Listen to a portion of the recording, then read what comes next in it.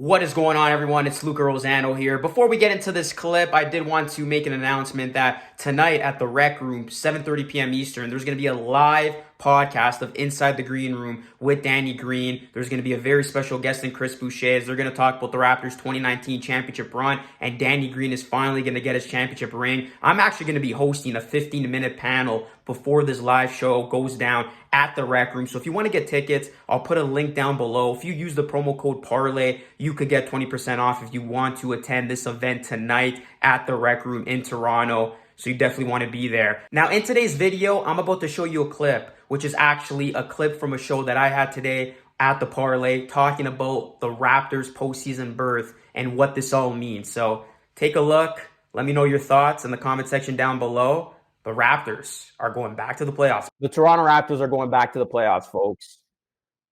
8th playoff berth in 9 seasons. It's funny because I feel like as fans, we sometimes take this for granted. You can see fans complain after a loss to Detroit or a loss to Orlando, saying that the Raptors should just tank. They don't have a chance to make any noise. But you look at what this team has done in the grand scheme of things. It is impressive. You want to talk about consistent success? 8 playoff trips in 9 seasons, which includes winning the damn championship in 2019. And then in the one bad season that they had, it might go down as one of the best retools in one season in NBA history. They get Scotty Barnes in the 1 year where they're bad, who is a generational talent. And here come the Raptors back in business, looking to make some noise, as what's left to be determined is this team going to be a 5th seed or a 6th seed? And we're going to find out that shortly. But as of right now, they're the 5th seed because Chicago lost to the Bucks last night. The Raptors exceeded my expectations, and I think they exceeded a lot of people's expectations. So I did have this Raptors team making the playoffs at the start of the season, but I thought they were going to get into the playoffs through the play-in. I thought they were going to finish 8th. I did not think the Raptors would clear the top 6 with some room to spare, and that's exactly what they've done. A lot of people didn't even have this Raptors team in the playoffs, nowhere near the playoffs. ESPN ranked the Raptors 20th overall on their power rankings going into the season. They had them winning, I believe it was 35 games. And here are the Raptors once again in a position to play a first-round playoff series. Nobody expected this type of rise from the Raptors following last season. I mean, I knew they were going to be better, but I didn't think they would be this good, where Fred VanVleet played like an all-star. Gary Trent Jr. really showed the Raptors that they won that trade, getting him for Norman Powell, and he's got so much untapped potential still to get into. Scotty Barnes looking like a 4-year vet, looking like the prize of the draft. Pascal Siakam playing like an all-NBA. Chris Boucher's emergence from off the bench, bringing that energy. And Nick Nurse really solidifying himself as one of the best coaches in the NBA.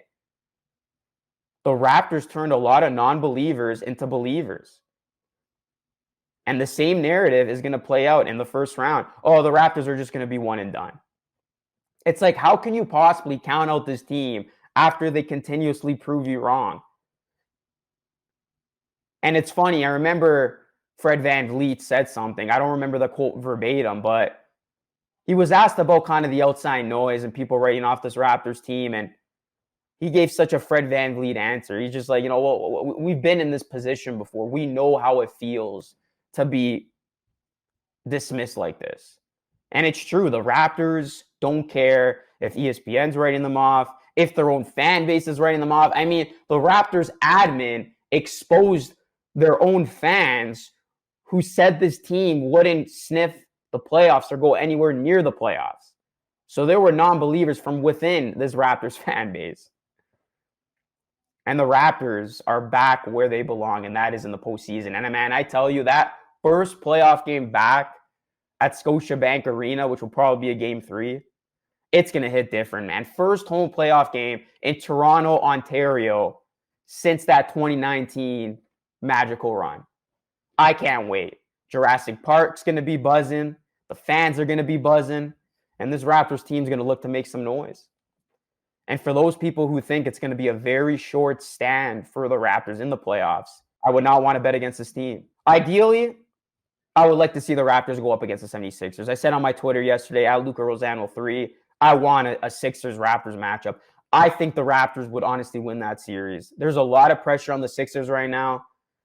You start to see things not go their way. Doc Rivers is being questioned again, and we know how he has a tendency of choking in big moments. James Harden's not a postseason performer. Joel Embiid has been a guy who has been locked down by the Raptors over the past couple of seasons. That's a series I want. The Bucks would be a little tricky. I know the Raptors have had their number, but that's still the defending champs, and they are playing good basketball right now. But we'll get into matchups more so later on. But I just really wanted to emphasize this point, and that is Raptors fans have been spoiled. Don't take this success for granted, because teams would die for what the Raptors have gone through of consistent postseason berths, having a chance to compete for the big one, and actually winning one. Tremendous player development, turning guys you have never heard of into role players, developing draft talent into studs. It's more about that. It's more about what this team, this organization, this franchise, Masai Ujiri and company have done, turning the Raptors into a very elite franchise in the NBA. The model franchise, if you will, of how you go from irrelevancy to relevancy. So it's going to be fun to see this team back in the playoffs, man. I'm super excited. And yeah, people are going to be ready to go here in Toronto. They're going to be ready to cheer on this Raptors team. And a lot of people are starting to believe this team can actually do something in the playoffs. Scotty Barnes, he's another one of those guys nobody expected to be this good this early. Like I mentioned before, he looks like a 4-year veteran out there. He looks like a guy who's been in these big moments. And he's easily putting up tremendous stat lines when it seems like he doesn't even have a good game. It's remarkable how much of an impact he's had on this Raptors team immediately. And it's crazy because a lot of people thought the Raptors got this wrong. And look, I'm not going to sugarcoat things. At first, I was genuinely shocked, like everybody else, that the Raptors did not take Jalen Suggs, which at that time was more of a need to replace Kyle Lowry's departure, than go with Scotty Barnes. But I'm glad I'm not the one calling the shots on this team, and Masai Ujiri, Bobby Webster, and company are, because they saw something in Barnes that nobody saw. And you look at Scotty Barnes, he's going to be one of the best players of this draft when it's all said and done. Now, it's tremendously deep. Evan Mobley, Kate Cunningham, even Jalen Green have shown their worth. Giddey has come onto the scene. But Scotty Barnes is no fluke. This dude is legit. And when you talk about his rookie of the year chances, I think they're really good right now.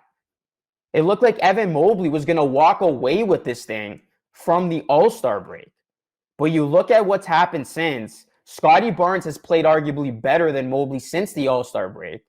Evan Mobley now has been in injury problems, which sucks to see, but he hasn't really been playing in any of these games of late.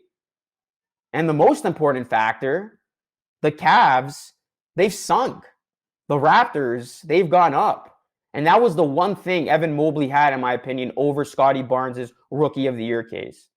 That his team and the Cavaliers were higher up, had more success than the Raptors in the standings. Now you can't make that argument anymore. The Raptors are ahead of the Cavs, and it's the Cavs, not the Raptors, who are going to be playing in the play-in. So Scotty Barnes checks all the boxes of a Rookie of the Year campaign. He's doing things that guys like LeBron and Luka have only done as a rookie. He's got the numbers to back him up. And the team impact, the team success is evident. So how can Scotty Barnes not win this award? I think he's got it. I really do. I think he's got it. He's my pick to win it. And it's going to take a huge, controversial type of swing here for Scotty Barnes not to win this award. Because it's looking clear as day that Scotty Barnes is on his way to win the Rookie of the Year award.